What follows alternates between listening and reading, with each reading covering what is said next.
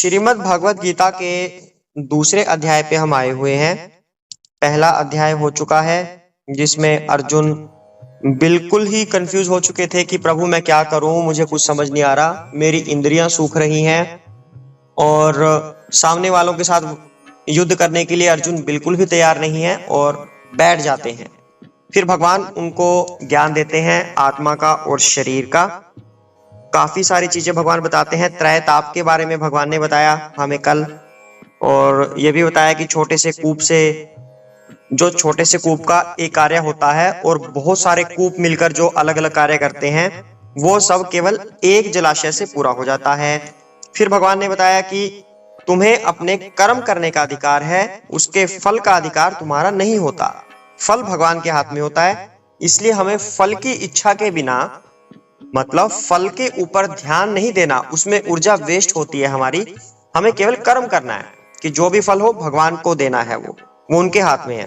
तो भगवान ने ये हमें बताया। फिर जय और पराजय की आसक्ति त्याग कर समभाव से कर्म कैसे करना है वो बताया भगवान ने।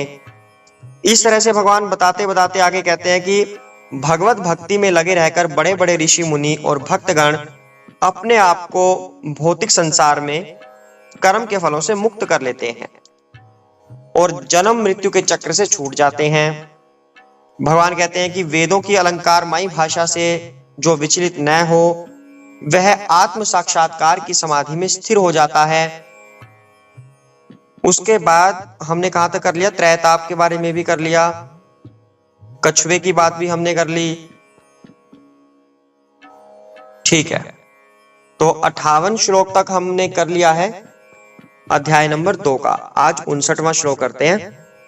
भगवान बोल रहे हैं अर्जुन के समक्ष, देहधारी जीव इंद्रिय भोग से भले ही निवृत्त हो जाए पर उसमें इंद्रिय भोगों की इच्छा बनी रहती है, लेकिन उत्तम रस के अनुभव होने से ऐसे कार्यों को बंद करने पर वह भक्ति में स्थिर हो जाता है। तो माधव जी ने ऐसा प्रश्न किया था, परसों किया था शायद, हाँ परसों ही किया था इन्होंने, कि हम अपनी भक्ति को पुष्ट कैसे करें। कभी भी हमारे अंदर विकार आ सकते हैं। नाम जब हम कर रहे हैं और किसी व्यक्ति ने आके हमें प्रोवोक कर दिया, कुछ गलत वचन बोल दिए, तो हमारे मुख से भी वो बुरी वाणी निकल सकती है, पर दूसरी तरफ हम नाम जप कर रहे हैं, तो इसका मतलब हमारा फॉल डाउन होना, हमारा पतित होना संभव हो जाता है। कोई ना कोई अपराध लग सकता है, वैष्णव अपराध लग सकता है, नाम जप अपराध लग सकता है। तो ऐसे में हम अपनी भक्ति को पुष्ट कैसे करें, ये प्रश्न था माधव जी का परसों का। हालांकि हमने उस पर चर्चा की थी, पर आज वो प्रश्न का उत्तर भगवान स्वयं देने आ गए हैं। भगवान कहते हैं, देहधारी जीव चाहे इंद्रिय भोग से निवृत्त हो जाए लेकिन फिर भी इच्छा उसमें बनी रहेगी। अब ये कैसे हो रहा है? एक तो इनका प्रश्न हो गया प्रभु जी का, और दूसरा, जैसे व्यक्ति अपने संसार से तंग आकर बोल देता है, अपने घर परिवार से तंग आकर, छोड़ो घर बार चलो हरिद्वार, कुटिया में बैठेंगे नाम जप करेंगे, दुनिया से कोई लेना देना नहीं, कोई मतलब नहीं। पर वहां पर जाकर क्या होगा? अभी तो उसने अपनी इंद्रिय भोग की भावना को खत्म कर दिया है एक बार कि मैं सन्यासी बन जाऊं जाके, लेकिन वहां जाकर उसको वही ख्याल आने लगेंगे, यार यहां तो मैं धरती पे सो रहा हूं, मिट्टी पे, क्या पता कोई सांप वाप आके काट जाए मुझे। वहां मैं मजे से गद्दे पे सोता था अपने घर पे, ऐसे ही मैं झगड़ा करके आ गया फालतू में, वहीं रहना चाहिए था मुझे, कम से कम खाना तो पूछ लेती थी मुझसे, या और बातें, मैं शाम को आता था बच्चों से खेल तो लेता था, यहां तो बोर सा हो गया हूं मैं। अब एक तरफ तो वो सन्यासी भी बन गए, इंद्रिय तृप्ति छोड़ दी उन्होंने, पर दूसरी तरफ उन्हीं इंद्रिय भोग की उनकी इच्छा बनी हुई है ना? ऐसा होता है। तभी भगवान कहते हैं कि गृहस्थ को कभी सन्यासी नहीं बनना चाहिए, अपने सभी कर्मों को छोड़कर, बिल्कुल वर्जित किया है भगवान ने। तो इस प्रश्न का उत्तर भगवान देते हैं। 2 प्रश्न हो गए हमारे पास, एक माधव जी का कि हम अपने भक्ति को पुष्ट कैसे करें कि हमसे कोई अपराध ना हो, दूसरा वो सन्यासी वाला कि घर छोड़कर वहां चले तो गए हैं इंद्रिय भोग छोड़ के, पर इंद्रिय भोग की इच्छा अभी भी बनी हुई है। तो ऐसे में भक्ति कैसे पुष्ट होगी? उत्तम रस के अनुभव होने से ऐसे कार्यों को बंद कर सकता है व्यक्ति।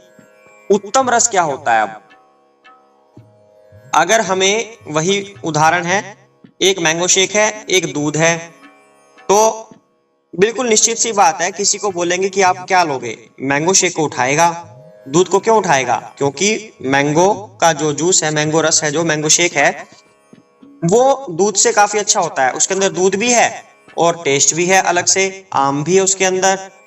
इसी तरह यदि हमें जीवन में उत्तम रस की प्राप्ति हो जाए, और जो भक्ति है वो सर्वोत्तम रस है, वो केवल उत्तम नहीं है, सर्वोत्तम रस है।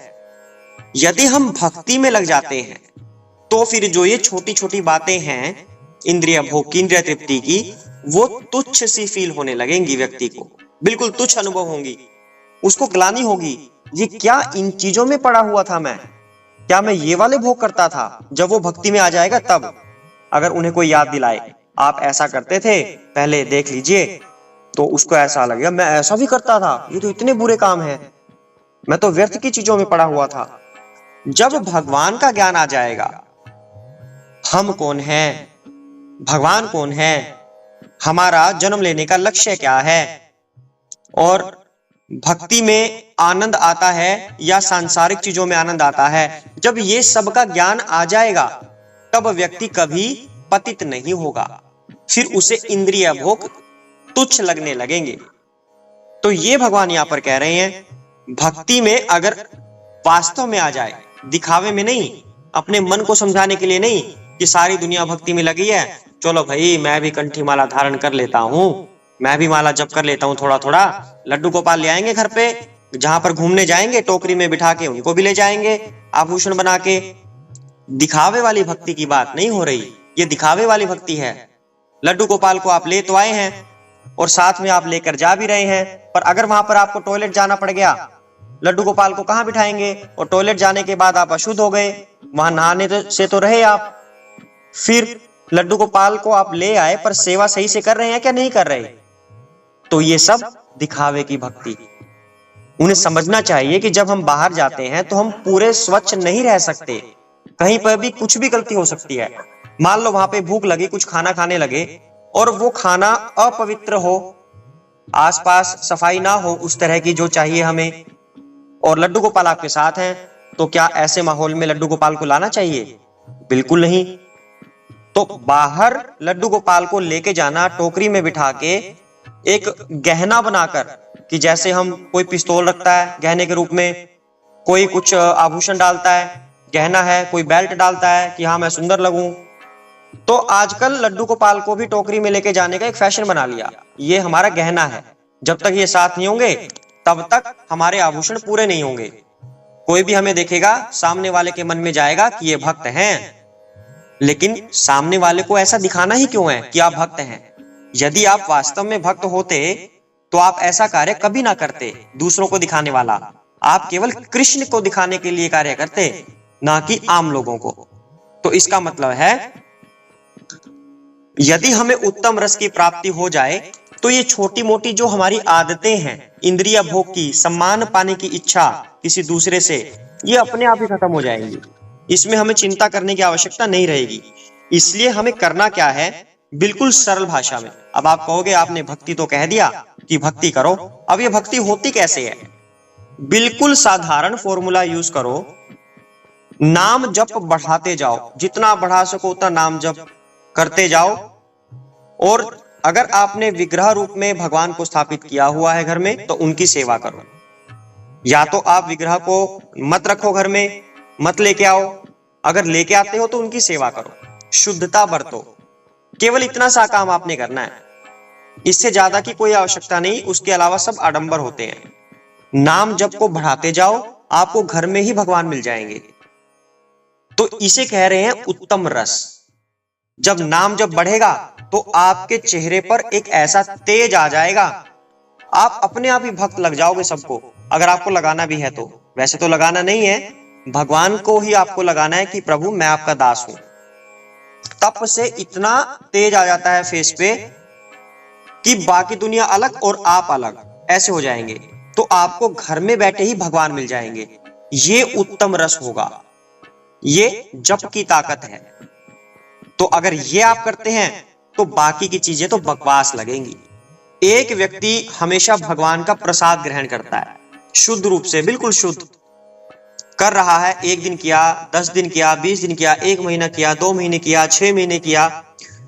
जब वो प्रसाद ही ग्रहण कर रहा है, कोई अपवित्र चीज नहीं ग्रहण कर रहा, और अचानक एक दिन, मान लीजिए एक छोटा सा उदाहरण ले लो, बिल्कुल प्याज का, कोई प्याज खाना बहुत बुरी बात नहीं है कि पाप लग जाएगा, फिर भी आप इसका उदाहरण ले लो कि 6 महीने उस व्यक्ति ने केवल भगवान का प्रसाद ग्रहण किया। 6 महीने के बाद जैसे ही उसके सामने प्याज वाला खाना आ गया, तो उस व्यक्ति को इतनी गलानी आएगी, ये क्या है, इतना सड़ा हुआ पदार्थ मेरे सामने ले आए, ये क्यों लेके आए हैं आप, उसके मन में ग्लानि हो जाएगी। और जबकि 6 महीने पहले वो उसी प्याज को खाता था, हमेशा उसको मजा आता था उसमें, लेकिन इस 6 महीने में ऐसा क्या हो गया कि अब उसे प्याज अच्छा नहीं लग रहा। इस 6 महीने में उसे उत्तम रस की प्राप्ति हो गई, उसे ये पता लग गया कि हायर टेस्ट क्या होता है। तो फिर ये प्याज जैसा लोअर टेस्ट तामसिक भोजन अब उसे बुरा लगने लग गया। तो ये यहां पर प्रॉपर उदाहरण फिट हो रहा है। तो भगवान यही कह रहे हैं, उत्तम रस के अनुभव होने से ये इंद्रिय भोगों की इच्छा अपने आप समाप्त हो जाएगी, ऐसा भगवान कह रहे हैं। अगर हनुमान जी की तरह हम दास बन जाएं भगवान के, जैसे हनुमान जी हैं, तो जो ये स्त्री पुरुष वाली ये भी भोग की प्रवृत्ति होती है ना, ये भी समाप्त हो जाएगी। क्योंकि जिस व्यक्ति ने संयम रखा हुआ है, 6 महीने का लगा लो, 6 महीने संयम रखा है, तो उसके बाद वो सोचेगा कि मैं ऐसे कार्यों में क्यों लिप्त हूं, मैंने इतनी मेहनत से अपने पर संयम रखा है, अपने अंदर हमने बल उत्पन्न किया है, इस तरह का तेज हमारे अंदर आ गया है, तो मैं अब इसे नष्ट क्यों करूं। तो उसे वो वाला भोग भी तुच्छ लगने लगेगा, जिसे कहते हैं संसार में सबसे बड़ा सुख, ऐसा बोला जाता है ना। तो वो वाला सुख भी तुच्छ लगेगा, जिसके चक्कर में तो ऋषि विश्वामित्र भी फंस गए थे, मेनका के चक्कर में। तो बड़े बड़े ऋषि मुनि जिससे विचलित हो जाते हैं, स्वयं इंद्र, अब इंद्र के पास तो सब कुछ है पहले से, लेकिन वो भी फंस गए ना गौतम ऋषि की पत्नी के साथ, अहिल्या के सामने। तो यदि व्यक्ति उत्तम रस का अनुभव करता है, तो इस तरह का ये इंद्रिय भोग वाला ये भी व्यक्ति को तुच्छ लगेगा। तो हमें ऐसा भक्त बनना है, हमें ये आड़ नहीं लेनी कि ऋषि मुनि भी जिस चीज में फंस गए तो हम तो तुच्छ हैं, फंसने दो जी, हमें भी आज्ञा दो, हम तो बिल्कुल तुच्छ हैं, तो हमारी क्या गलती है इसमें, भगवान ने बनाया ऐसा। नो, बिल्कुल नहीं, ऐसा बिल्कुल नहीं करना। जो ऋषि मुनि इन चीजों में फंसे हैं, उनके भी कोई ना कोई कर्म रहे होंगे जिस वजह से उन्हें फंसा दिया गया, लेकिन आपको ऐसा नहीं करना। उन्हीं से तो आपको शिक्षा लेनी है कि इतना तप करने के बाद भी जो फंस गए, हम क्यों फंसे, हम उनसे शिक्षा लेंगे कि तप करने के बाद, भक्त बनने के बाद भी ऐसा हो सकता है। इसलिए अपने रस को दिन प्रतिदिन बढ़ाते जाओ, उत्तम रस की प्राप्ति दिन प्रतिदिन बढ़ाते जाओ, नाम जप दिन प्रतिदिन बढ़ाते जाओ। ऐसा हो जाए कि भगवान के साथ बिल्कुल आप ज्वाइन हो गए हैं, भगवान और आप बिल्कुल हमेशा हर समय बातें कर रहे हैं। इतना रस बढ़ा दोगे, ये इंद्रिय तृप्ति क्या है, कुछ भी नहीं है, तुच्छ चीजें। तब आप समझ जाओगे कि हमें भक्ति को कैसे पुष्ट करना है। फिर आगे भगवान कहते हैं, कहां पहुंच गए हम, 59 के बाद 60। हे अर्जुन, इंद्रियां इतनी प्रबल तथा वेगवान हैं कि वे उस विवेकी पुरुष के मन को भी बलपूर्वक हर लेती हैं जो उन्हें वश में करने का प्रयत्न करता है। ये यहाँ पर वही गुरु महाराज की बात आ गई, कौन से वाले, विश्वामित्र जी की, जो मेनका के प्रति फंस गए थे। इतनी प्रबल हैं कि जो विवेकी पुरुष है और बलपूर्वक प्रयास करता है कि नहीं, मैं ये नहीं करूंगा, मैं नहीं करूंगा, मैं नहीं करूंगा, ये गलत है, ये गलत है, ये गलत है, पर कहते कहते कर बैठता है। तो ये इंद्रियां इतनी प्रबल होती हैं। जो इंद्रियों को पूर्णतया वश में रखते हुए इंद्रिय संयमन करता है और अपनी चेतना को मुझ में स्थिर कर देता है, वह मनुष्य स्थिर बुद्धि कहलाता है। ये भगवान ने बात बोल दी जो हमने 2 श्लोक पहले की थी। अब कह रहे हैं कि ऐसी इंद्रियों को वश में कैसे किया जाए, इंद्रिय भोग से कैसे बचा जाए।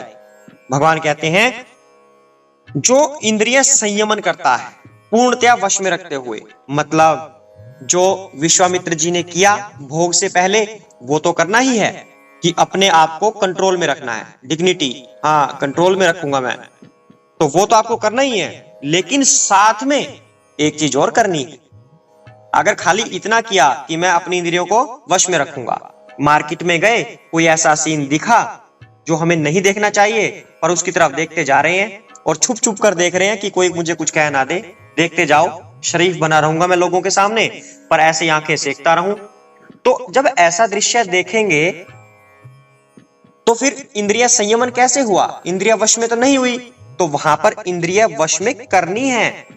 उसी समय अपने चेहरे को मोड़ दो, नहीं मुझे ऐसा दृश्य नहीं देखना जिसकी वजह से मैं इंद्रिय भोग में लिप्त हो जाऊं। तो ये कार्य तो करना ही करना है, अवश्य करना है, लेकिन केवल इतना करने से काम नहीं चलेगा, क्योंकि उससे क्या होगा, आपके मन में चिंतन बन जाएगा, आप चिंतन में व्यस्त हो जाओगे।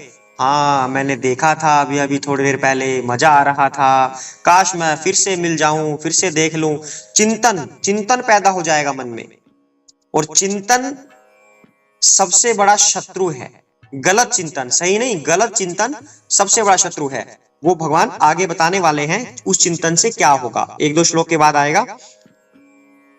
तो साथ में करना क्या है?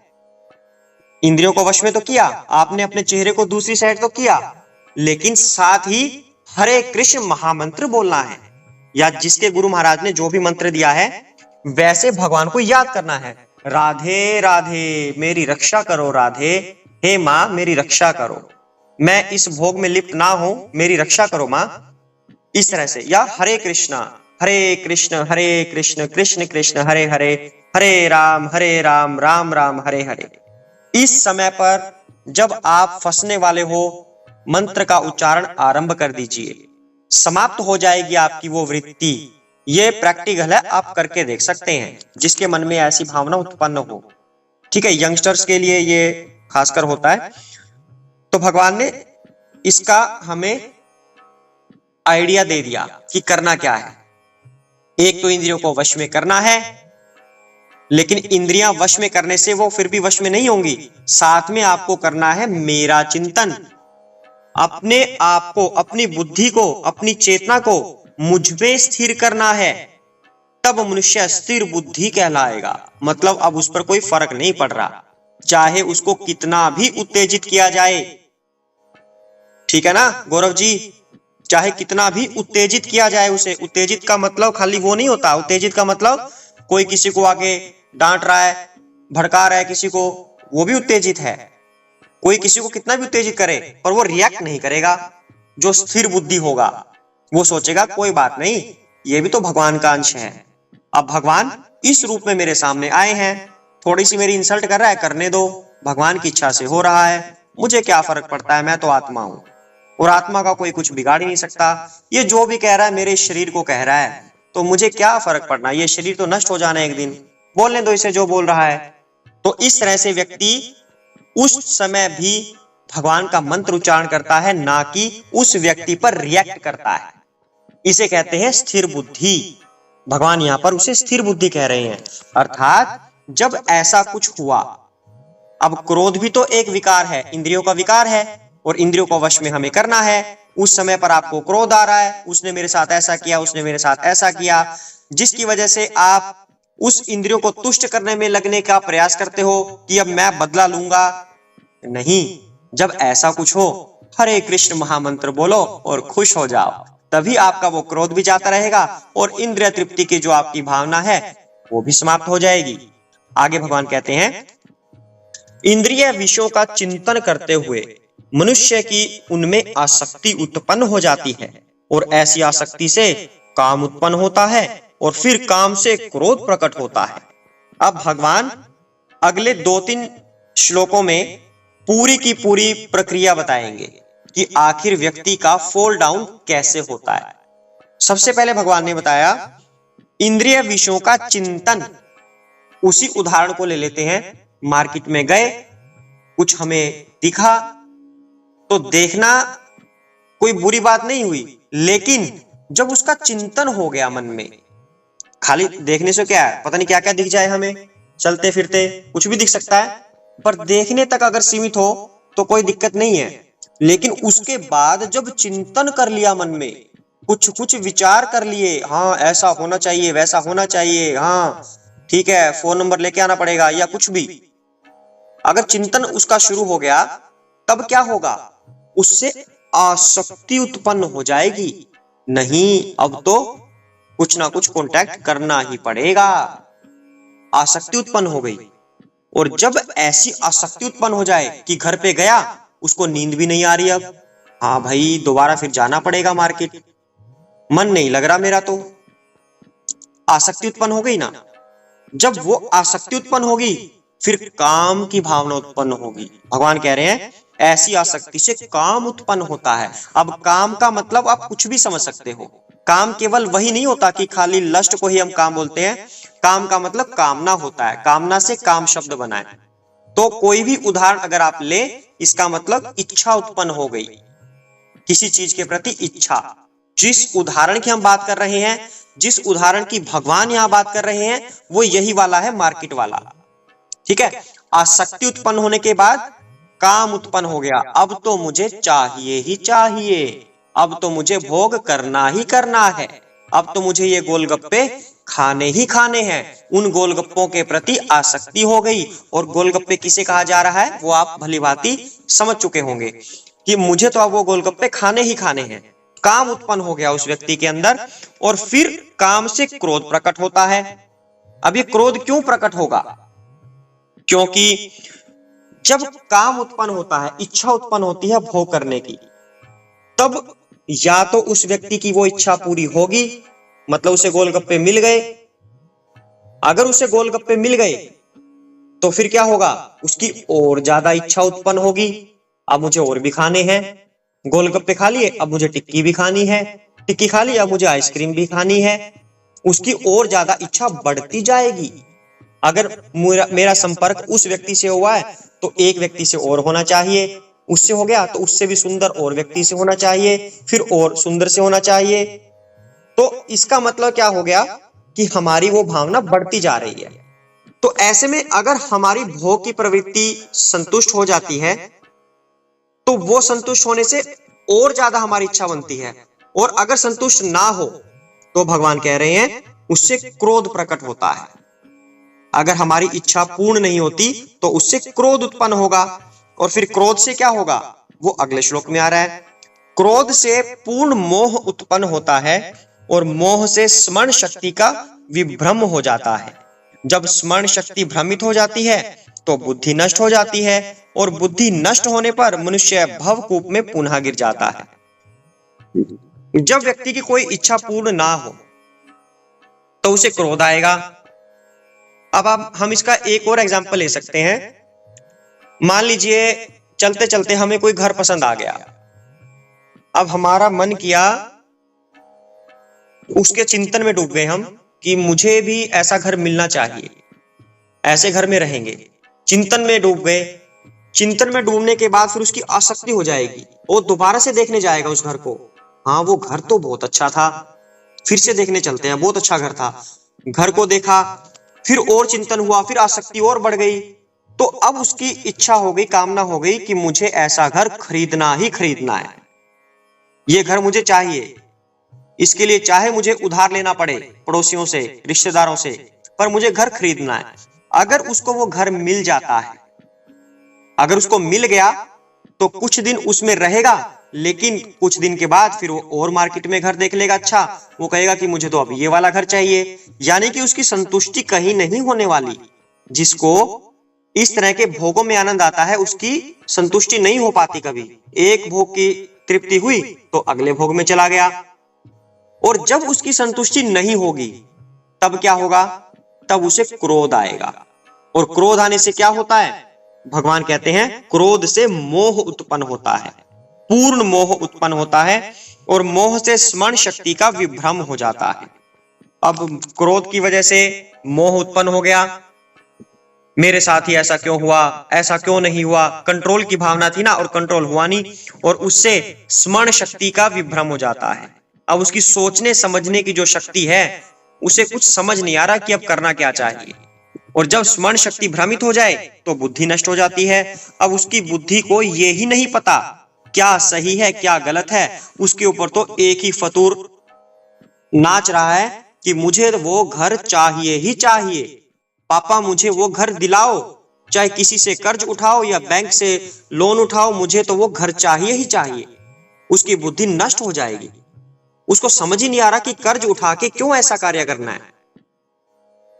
तो भगवान कहते हैं बुद्धि नष्ट हो जाएगी, और जब बुद्धि नष्ट होगी तो मनुष्य पुनः भवकूप में गिर जाता है।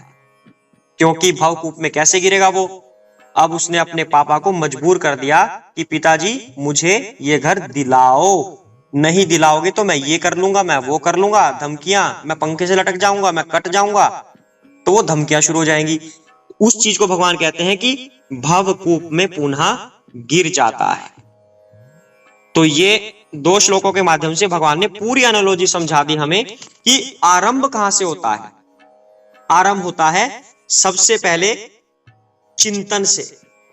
इंद्रियों ने कोई इंद्रिय विषय देखा और उसका चिंतन किया, तो जैसे ही हमने ऐसा कुछ अनुभव किया कि हमें ये चाहिए, उसी समय उसी टाइम आपको क्या करना है, उससे अपना दिमाग हटा दो, उसका चिंतन करने से पीछे हट जाओ और भगवान का चिंतन आरंभ कर दो। हरे कृष्ण मंत्र बोलने लग जाओ, तो आप उस चिंतन से दूर हो सकेंगे। इसका उपाय भगवान ने इससे ऊपर वाले श्लोक में बता दिया था कि इंद्रियों को वश में भी रखना है और अपनी चेतना को मुझ में भी स्थिर करना है। और चेतना को भगवान में स्थिर कैसे करते हैं? भगवान का नाम जप के। और अगर ऐसा नहीं करते तो भगवान ने ये 2 श्लोक बताए हैं, जैसे ही आप किसी इंद्रिय विषय का चिंतन करते हो उसी समय आपको मेरा नाम जप करना है, नहीं तो आप उस चक्र में फंस जाओगे कि पहले चिंतन हुआ, फिर आसक्ति हुई, फिर इच्छा हुई कि मुझे वो घर चाहिए, इच्छा पूरी ना हो तो क्रोध आएगा, क्रोध आएगा तो स्मरण शक्ति खराब हो जाएगी, फिर बुद्धि भ्रष्ट हो जाएगी और फिर पुनः वो गिर जाएगा भवकूप में, पतन हो जाएगा उसका। इसलिए जो सबसे पहला स्टेप होता है वहीं पर संभल जाओ। जब भी आपको कुछ ऐसा दिखे कि मेरी इस चीज से आसक्ति बढ़ सकती है, वहीं पर यू टर्न ले लो और भगवान का नाम जपने लग जाओ। हरे कृष्ण।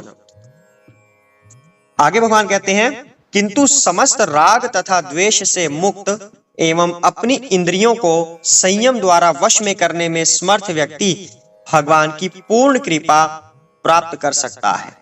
राग और द्वेष यानी कि फोर्स ऑफ अट्रैक्शन और फोर्स ऑफ रिपल्शन, इंग्लिश में ऐसा बोलते हैं, यानी कि आकर्षित करने वाला बल और धकेलने वाला बल। लेकिन दोनों के दोनों एक जैसे होते हैं। किसी से राग होना मतलब प्रेम होना किसी चीज से, द्वेष होना मतलब उससे नफरत होना। जो नफरत होती है, जो द्वेष होता है, वो राग का ही एक विकृत रूप होता है। जिससे हम नफरत करें, कोई वस्तु हो, व्यक्ति हो, कुछ भी हो सकता है, तो नफरत जब करते हैं उसके अंदर कहीं ना कहीं कोई शिकायत होती है हमारी। और शिकायत किससे होती है? जिससे हमारा कभी प्रेम भाव हो, यानी कि ये प्रेम भाव का विकृत रूप है अगर हम किसी से द्वेष रखें। यानी कि एक्चुअल में तो वास्तव में वो भी प्रेम है और वो भी प्रेम है। तो भगवान कहते हैं कि इन दोनों चीजों से मुक्त हो और अपनी इंद्रियों को संयम द्वारा वश में करने से समर्थ व्यक्ति भगवान की कृपा प्राप्त कर सकता है।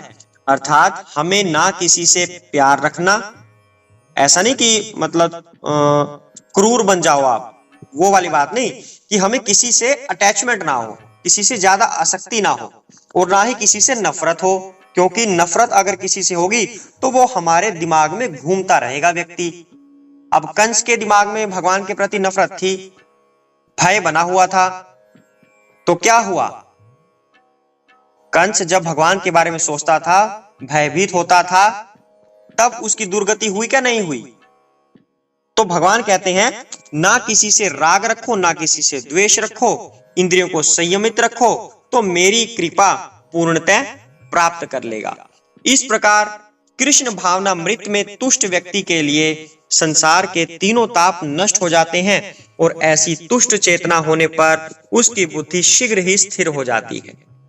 तो अब कहने का भावार्थ यहां पर क्या निकलता है, पूरा कंक्लूजन, कैसी भी परिस्थिति आए, जब भी विपरीत परिस्थितियां आए, उसी समय हरे कृष्ण बोलने लग जाओ। हरे कृष्ण महामंत्र बोलो, राधे राधे बोलो, आपके गुरु ने जो भी मंत्र नाम जप दिया है वो बोलो, लेकिन तभी आप बोलने लग जाओ। वैसे तो आपको हर पल यही काम करना है, ये नहीं कि आप खाली बैठे हैं तो नाम जप नहीं कर रहे, हर समय आपको नाम जप ही करना है। लेकिन जब विपरीत परिस्थितियां आए, जहां पर आपको लगे कि मेरी किसी वस्तु या व्यक्ति से आसक्ति बढ़ सकती है, तो आप वहीं पर नाम जप और तेज तेज करने लग जाओ। जब आप इस तरह का अभ्यास कर लोगे कि कहीं पर भी कोई विपरीत परिस्थितियां आए तो आप नाम जप का सहारा ले रहे हो, तो वो पूर्णतया कृष्णमयी हो जाएगा, कृष्ण भावना भावित हो जाएगा, और ऐसे में दुनिया का कोई भी संकट उसे तंग नहीं कर सकता। ये अभ्यास की बात है और कर सकते हैं। जैसे कि 1-2 दिन से जो भी हमारे प्रश्न आ रहे हैं उन सभी का उत्तर यही है। अगर किसी व्यक्ति ने हमारी इंसल्ट कर दी, नाम जप आरंभ कर दो, तो हम भूल जाएंगे कि उसने कुछ किया था। अगर कहीं पर हम फंस जाते हैं किसी चीज में, कुछ भी रास्ते में संकट आ सकता है, गाड़ी खराब हो गई या कुछ और हो गया, नाम जप करने लग जाओ। अब ये प्रश्न मत करना कि नाम जप करने से गाड़ी कैसे ठीक हो जाएगी, वो तो मैकेनिक ठीक करेगा। आप इसका अभ्यास करके देख सकते हैं। अगर आपको परीक्षा लेनी है भगवान की, ये भी पॉसिबल है। अगर आप कहीं पर फंस जाएं, भगवान का नाम उच्चारण करो, आपको कोई ना कोई रास्ता मिल जाएगा। हालांकि वो होगा सांसारिक नियमों के साथ ही। या तो कोई मैकेनिक आ जाए उसको ठीक कर दे, ठीक मैकेनिक ही करेगा, चमत्कार नहीं होगा कि अपने आप गाड़ी ठीक हो गई, लेकिन भगवान उसका रास्ता बना देते हैं कि इस रास्ते से अब तुम अपने कार को ठीक कर सकते हो। बिल्कुल व्यवहारिक बात है ये। तो जब व्यक्ति हर चीज का कनेक्शन भगवान कृष्ण से स्थापित कर देगा, तो वो कृष्ण भावना भावित हो जाएगा। भगवान कहते हैं वो मेरी पूर्ण कृपा प्राप्त कर सकता है। इस प्रकार कृष्ण भावना भावित में तुष्ट व्यक्ति के लिए संसार के तीनों ताप नष्ट हो जाते हैं। मतलब जो भी परिस्थिति आए, मुझे तो नाम जप ही करना है। बुखार हो गया जी, तो ठीक है, बेड पे पड़े हैं हम, तो भगवान ने तो ये हमें मौका दे दिया कि आज कुछ और काम नहीं करना, आज मेरा नाम जप तू कर। यानी कि बहाना चाहिए उसे भगवान का जप करने का। तो ये कौन सा क्लेश था, कौन सा दुख था? ये आध्यात्मिक क्लेश के अंदर आता है कि हमें बुखार हो गया, प्राकृतिक आपदा आ गई, कोई भूकंप आ गया, बाढ़ आ गई, तब भी नाम जप करना है। नाम जप ही एकमात्र सहारा है। हे प्रभु, ये बाढ़ आ गई पूरे गांव में, इसकी रक्षा करो, यानी कि तब भी भगवान को आप पुकार रहे हैं। उसके बाद ये कौन सा ताप हुआ? आदि दैविक ताप हुआ। त्रय ताप की बात हो रही है ना, आदि दैविक। और कौन सा रह गया? आदि भौतिक। जब कोई दूसरा व्यक्ति हमें कष्ट देता है, जैसे कि गौरव जी का प्रश्न था कल कि मैं किसी को इनवाइट किया मैंने और उसने मेरी तरफ ध्यान नहीं दिया, उसकी वजह से मुझे बहुत कष्ट हुआ, तो वो आदि भौतिक कष्ट था, किसी और की वजह से कष्ट आना।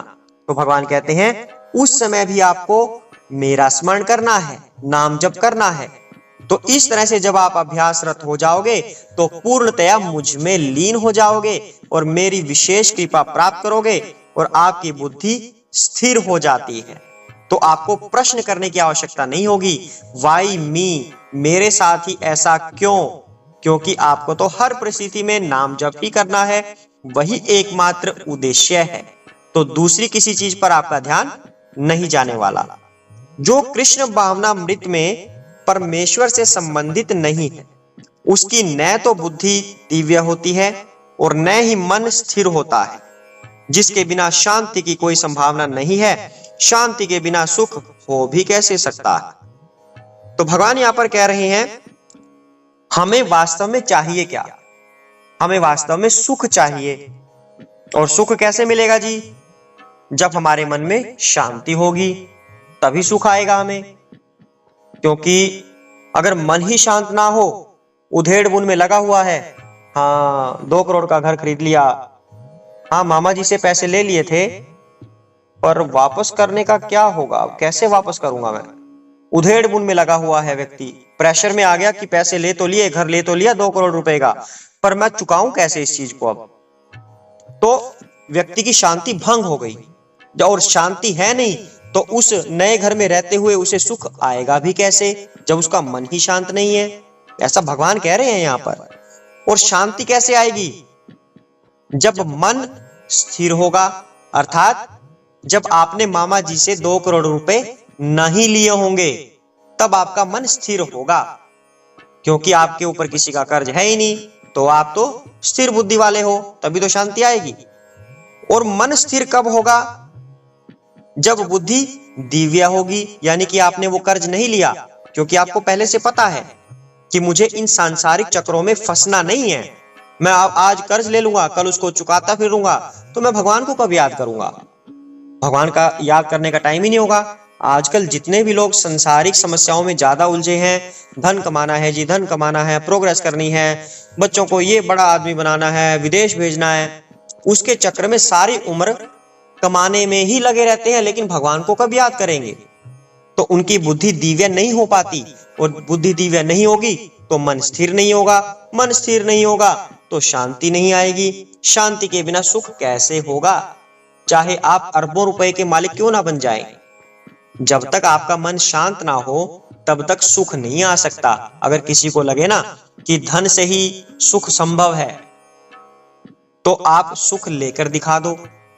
जब तक मन शांत नहीं होगा तब तक सुख नहीं आएगा। शांति मिलेगी मन स्थिर होने से। मन स्थिर तब होगा जब किसी का कर्जा वर्जा ना लिया हो, ज्यादा उधेड़ बुन में हम ना लगे हो, केवल हम अपनी चेतना को दिव्य रखें, भगवान में रखें अपनी चेतना को, हर परिस्थिति में उनको याद करें, तभी तो बुद्धि दिव्य होगी।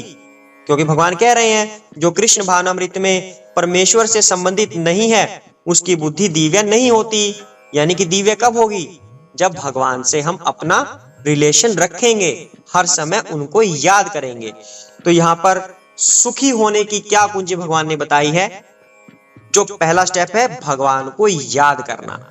अगर हम भगवान को याद करते जाएंगे तो बीच वाले सारे के सारे स्टेप अपने आप पूरे हो जाएंगे और आप सुख की तरफ चलने लगेंगे। हरे कृष्णा। जिस प्रकार पानी में तैरती नाव को प्रचंड वायु दूर बहा ले जाती है, उसी प्रकार विचरणशील इंद्रियों में से कोई एक जिस पर मन निरंतर लगा रहता है मनुष्य की बुद्धि को हर लेती है। जैसे एक नाव तैर रही है और एकदम से बहुत सारा पानी आ गया, जैसे सुनामी आती है, तो वो उस नाव को बहा कर ले जाएगी। एक भगवान ने उदाहरण दिया है। उसी प्रकार विचरणशील इंद्रियों में से कोई एक जिस पर मन निरंतर लगा रहे। उदाहरण के लिए किसी व्यक्ति को देखना पसंद है कि मैं ये वाली मूवी देखता रहूं, जो भी नई मूवी आई मुझे तो एक बार वो मूवी देखनी ही है, अच्छी अच्छी चीजें मुझे देखनी है, तो उसका फोकस देखने पे है। तो जब वो उस पर अपने मन को निरंतर लगा के रखेगा तो मनुष्य की बुद्धि वो हर लेती है। अब कैसे हरेगी बुद्धि? नई मूवी आ गई जी आज, ये तो देखनी पड़ेगी, भले ही उसको बहुत सारे काम हो, चाहे कुछ भी काम हो, दुकानदारी का, नौकरी का, कुछ भी काम हो, अब उस काम को छोड़ के अपने मालिक से झूठ वूठ बोल के कि आज मैं बुखार हो गया जी, कुत्ते ने काट लिया मुझे, बहू बीमार है जी, ससुर की तबीयत खराब है, कुछ भी बहाना बनाए, उस मूवी के लिए उसने ये बहाना बनाया है। तो इसका मतलब क्या हुआ?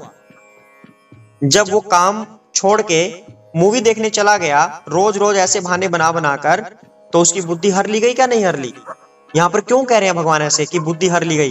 क्योंकि उसका काम खराब हो रहा है पीछे, और उसको ध्यान नहीं है कि कितना काम उसका खराब हो रहा है। दूसरी तरफ से अगर उसने भगवान की सेवा ली हुई है लेकिन उसको मूवी देखने का शौक हो रहा है, नई मूवी आई है देखना है, तो वो सेवा रह गई, यानी कि कुछ ना कुछ उसका नुकसान हो रहा है। तो इसे बुद्धि हरना ही तो कहते हैं। यही भगवान कह रहे हैं, अगर हम अपने किसी एक इंद्री पर फोकस करके रखें तो वो इंद्री हमारी बुद्धि को हर लेगी। हमें नवदा भक्ति करनी है, ना कि इंद्रियों की तृप्ति करनी है।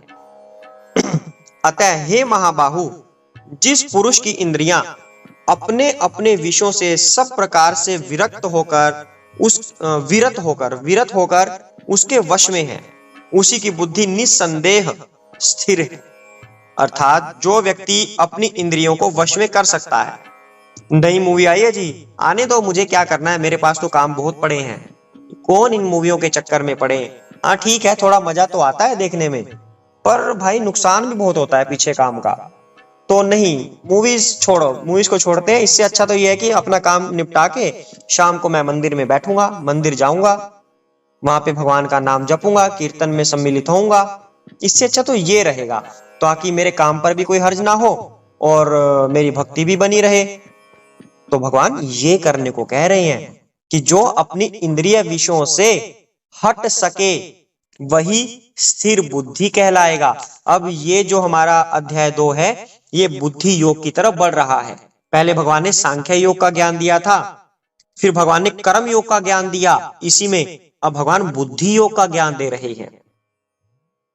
तो इसके 4 श्लोक और रह गए हैं, वो भी कर लेते हैं, फिर कल को तीसरा अध्याय शुरू हो जाएगा।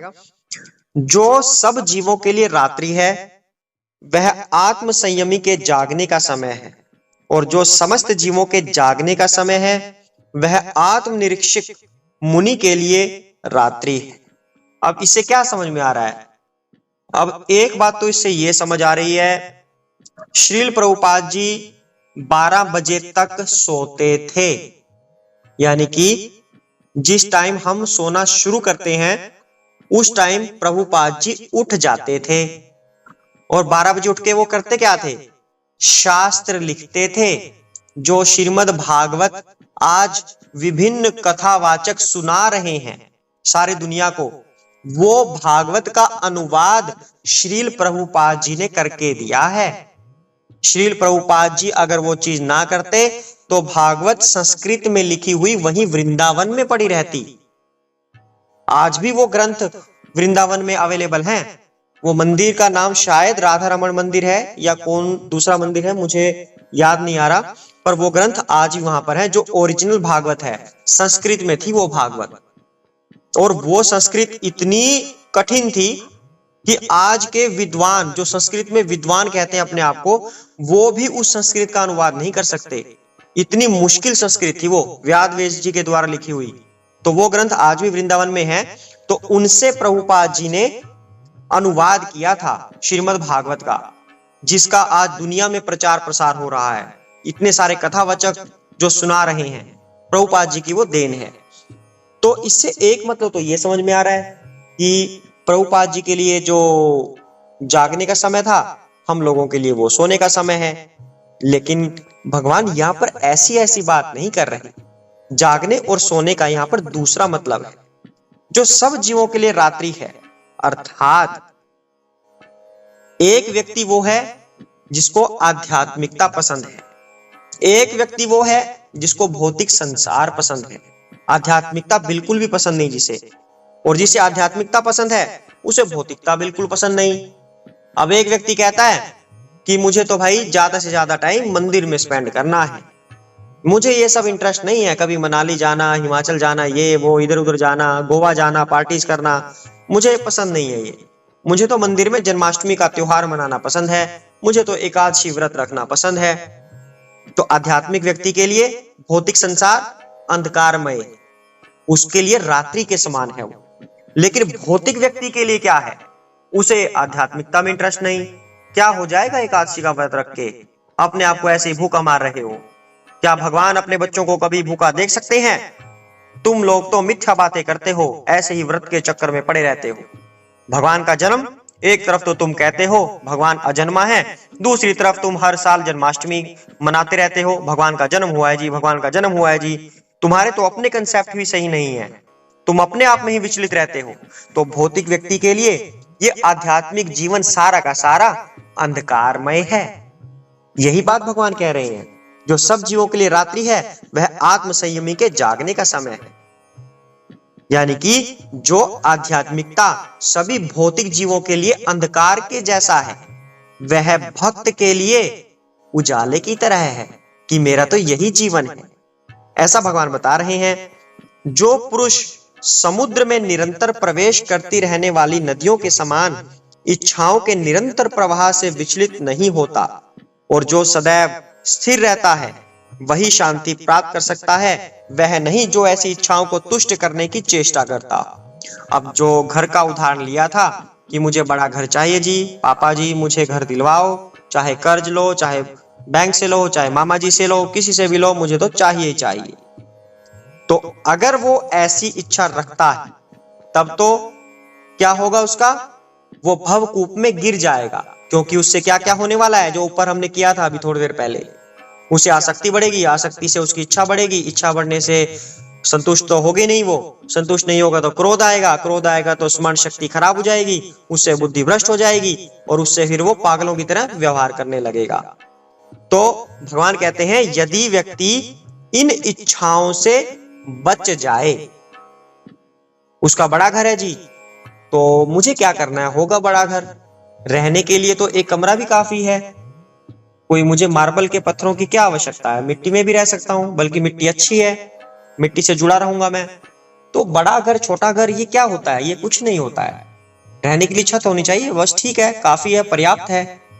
अर्थात व्यक्ति का इच्छाओं पर नियंत्रण है, उसके प्रवाह से विचलित नहीं हो रहा, वो सदैव स्थिर रहेगा, वही शांति प्राप्त करेगा, वह नहीं जो इच्छाओं को तुष्ट करने में लग गया।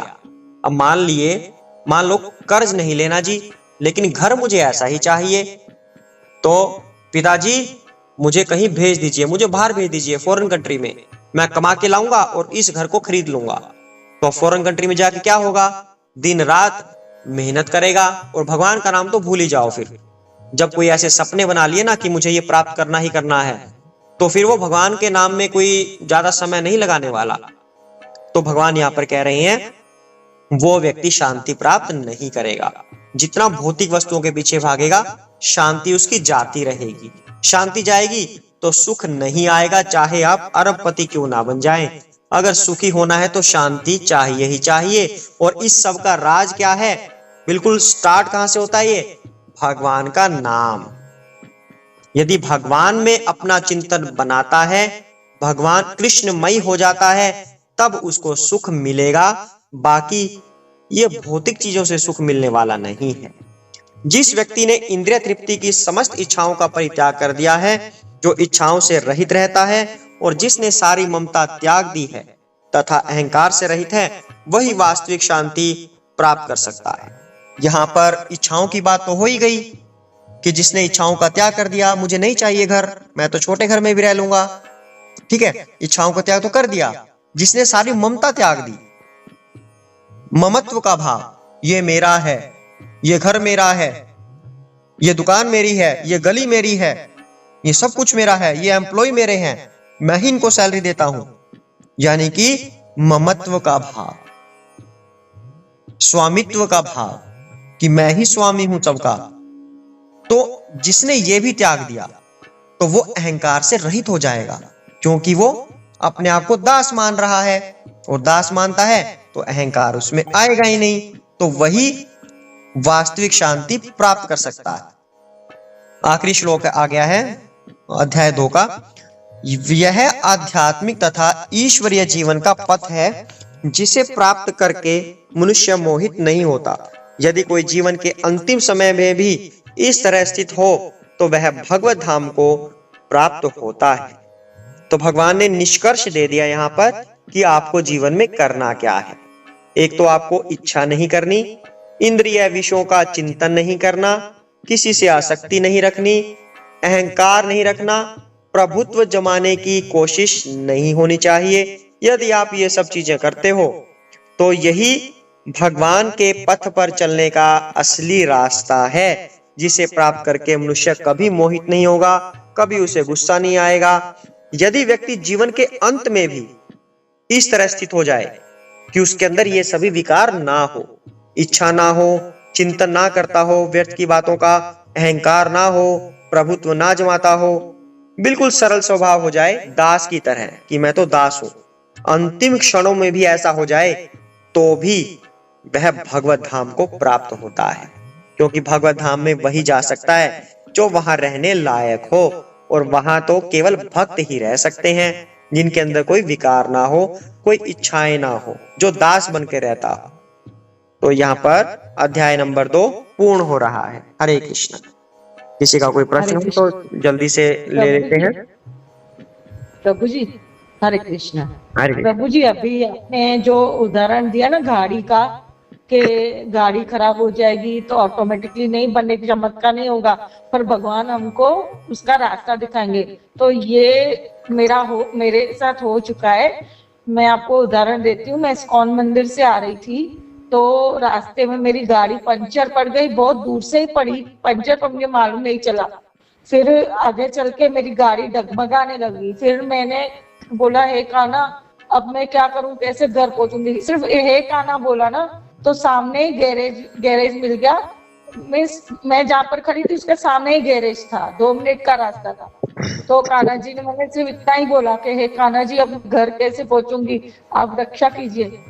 तो उन्होंने, मेरे सामने ही गैरेज था और मेरी फटाफट गाड़ी बन गई और मैं घर पे भी पहुंच गई। बहुत लेट हो गया था उस वक्त मेरे को।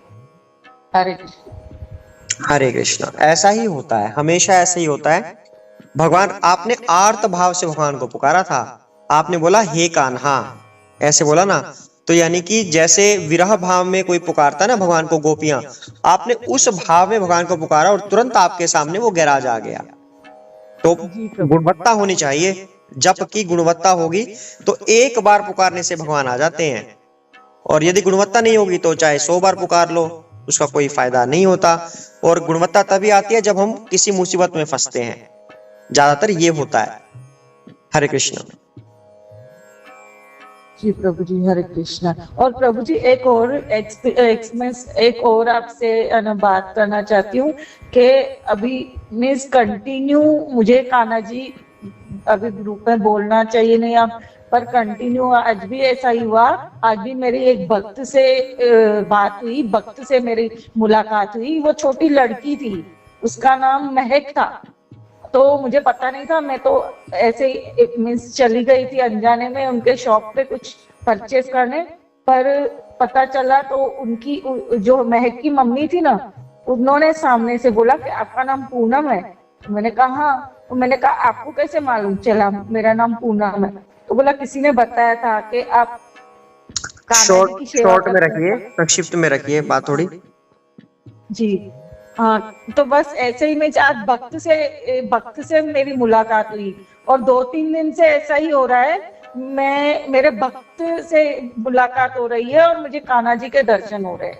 बस कहीं पे अच्छी भी बात है। जाते हैं। वैसे बताना नहीं होता, आपको पहले भी समझाया था। पब्लिकली ऐसे अनुभव नहीं बताए जाते, उनको हृदय में धारण करके रखिए। तभी आपको शॉर्ट में जी बोलने के लिए कहा है कि चलो जी आपकी जी भावना होगी प्रभु। बोलने की तो एक बार बोल तो दो, पर सब कुछ मत बताओ। हरे जी कृष्णा। प्रभु जी, हरे कृष्ण। हाँ जी, गौरव जी, आपका कोई प्रश्न है?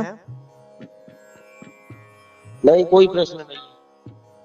ठीक है, किसी का प्रश्न हो तो पूछ सकते हैं, नहीं तो फिर हम कल मिलते हैं। जी प्रभु। हरे कृष्ण।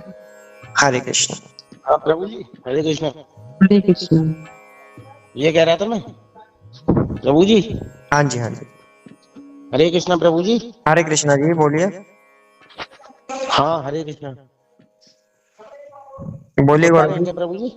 सुन पा रहा हूँ, बोलिए। अरे मैं ये कह रहा था, पूरी बहुत अच्छी आपने कथा सुनाई, और आपकी कथा में मेरे को एक भाव आया आज। जिस तरह से आप कथा सुनाते हैं ना, उस तरह से प्रभु जी, मैं अपनी इंग्लिश स्पीकिंग कोर्स करने जाता था। एक मुझे सर मेरे इंग्लिश स्पीकिंग कराते थे जब मुझे, तो वो एक जैसे बच्चे की तरह, जैसे 5 साल का बच्चा होता है ना, उस इस तरीके से वो मुझे इंग्लिश स्पीकिंग कोर्स सिखाते थे। तो इस तरीके से आप प्रभु जी गीता को समझा रहे हैं हमको एक बच्चे की तरह, तक मतलब सभी को बहुत अच्छे से समझा रहे हैं आप। उसके लिए आपका बहुत बहुत धन्यवाद। सब कुछ भगवान करवा रहे हैं, हमारे अंदर इतना सामर्थ्य नहीं होता कि भगवत गीता प्रस्तुत कर दें। भगवान जैसा आदेश देते हैं वैसा ही होता जाता है, उनकी इच्छा से ही सब कुछ होता है। ये भी हो सकता है कि आपको समझाने के बाद मैं खुद भूल जाऊं, क्योंकि हम निमित्त बनते हैं, हम एक माध्यम है, इंस्ट्रूमेंट है हम भगवान के। तो भगवान जैसी प्रोग्रामिंग हमारे अंदर कर देते हैं वैसा हम सामने बोल देते हैं, करवा तो भगवान ही रहे हैं। हरे कृष्णा। प्रभु जी, आप मगर गोलगप्पे हमेशा बीच में लेके आते हैं ये अपनी कथा आसान में। सा उदाहरण है इस ना, पर ये आसान सा प्रभु है। जी, इस पर नहीं, इस पे प्रभु जी मुझे हंसी आती है। फिर आप गोलगप्पे पर डे आता है बीच में, कि जैसे हमारा मन गोलगप्पे से किया तो हमने मन को भाया, फिर हमने खा ली। और मन को तो चाहिए गोलगप्पे, मगर आत्मा को नहीं चाहिए। इस बात पर मैं काफी सोचा मैंने, उसके बाद मैंने बोला कि एक दिन प्रभु जी को जरूर बोलूंगा कि गोलगप्पे पर डे कथा में हमारी में आते जरूर है। हाँ, ये इसीलिए आते हैं क्योंकि ये मुझे भी पसंद है। ये चलो मुझे भी बहुत पसंद बढ़िया। है। और ये सुन के थोड़ी सी स्माइल आ सकती है सभी के फेस पे, कई कई सब बोर ना हो जाए ज्ञान लेते लेते, तो इस तरह के जी उदाहरण मुझे डाल देने पड़ते हैं बीच में। जी जी जी।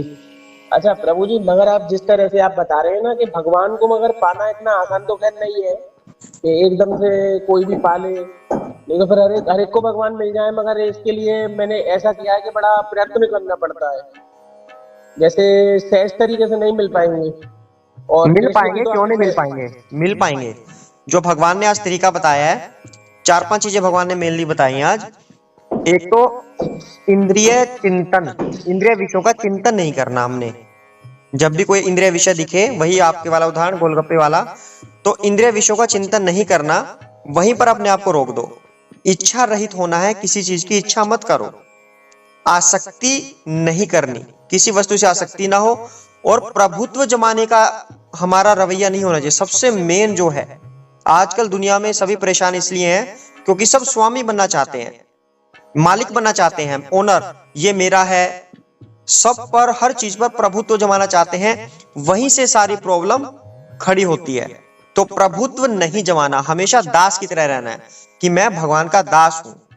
इस भाव से अगर रहेंगे तो ना प्रभुत्व जमाने की हमारी इच्छा होगी, ना कोई और इच्छा होगी, तो हम स्थिर बुद्धि बन जाएंगे। जब ऐसा हम बन जाते हैं ना, और साथ में भगवान का नाम भी लेते हैं, तो कोई मुश्किल नहीं रह जाता, भगवान की प्राप्ति संभव है बड़ी आसानी से।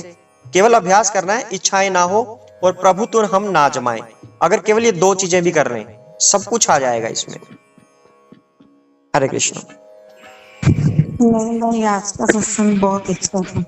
बस कृपा दृष्टि बनाए रखिए, सुनते हैं पर फॉलो नहीं होता है, क्या करें, कृपा बहुत कम है सच्ची में। ऐसा करना है, जो भी हमारे सत्संग होते हैं, एक पेन और कॉपी उसमें लेकर बैठ जाओ। जब सत्संग पूरा हो, उस टाइम पर आपको थोड़ा सा आत्मचिंतन करके कि हमने आज क्या सीखा, उसको उस पेज पे नोट कर लो। जैसे आज हमने क्या सीखा कि भगवान ने कहा हमें इंद्रिय विषयों का चिंतन नहीं करना, वहीं पर रोक देना है। दूसरा, आसक्ति नहीं रखनी। तीसरा, हमें इच्छाएं नहीं करनी, किसी चीज की इच्छा ना हो। चौथा, प्रभुत्व जमाने का हमारा रवैया नहीं होना चाहिए कि हम स्वामित्व जमाएं किसी पर। ये 4 चीजें करें और साथ में भगवान का नाम जप करें। इन्हीं चीजों से आपको भगवत धाम की प्राप्ति हो जाती है। तो इन 5 पॉइंट्स को आप एक पेज पर लिख सकते हैं। और जब आप इसको लिख लोगे, यानी कि हर सत्संग के समाप्ति पर जब पूर्ण हो जाए सत्संग, उसके बाद क्या सीखा हमने उसको नोट कर लो बस। उसके बाद आपको याद रखने की जरूरत नहीं रहेगी। कभी भी आप उस पेज को खोल के देखोगे, आपको एकदम से सब कुछ सामने आ जाएगा और आप उसका अभ्यास कर पाएंगे आगे। हरे कृष्ण। जी जी, हरे कृष्ण। नहीं, थोड़ा टाइम ऐसे याद रहता है, 2-4 दिन, फिर निकल जाता है माइंड से, फिर कोई कुछ हाँ, बोल देता है, वैसा यही वैसा। ऐसा ही होता है, क्योंकि बहुत सारा ज्ञान आप सीखते हैं, अपने जो गुरु महाराज हैं आपके, उनसे भी बहुत कुछ सीखते हैं। तो जो नया सीख रहे हैं वो याद रहेगा, जो पुराना सीख रहे थे वो हम भूल जाते हैं। तो तभी तो बोला ना कि नोट अगर कर लेंगे तो हेडलाइन हमें याद रहेंगी सभी ज्ञान की। मान लो आपका आधा रजिस्टर भर गया वो ज्ञान लिखते लिखते, तो एक दिन आपका मन आया कि मैं सारे रजिस्टर को खोल के देखूं, या एक दिन में 1-2 पेज देख लिए, तो आपको फिर से सब याद आ जाएगा और फिर उसका अच्छा अभ्यास कर पाएंगे। तो कृपा वहीं से शुरू होती है। तो इसलिए नोट डाउन कर लिया करो, चाहे आप अपने गुरु महाराज की सुनो या ये सत्संग सुने, कुछ भी सुने आप, जो भी आप उस दिन सीखे उसको नोट कर लो। हरे कृष्ण।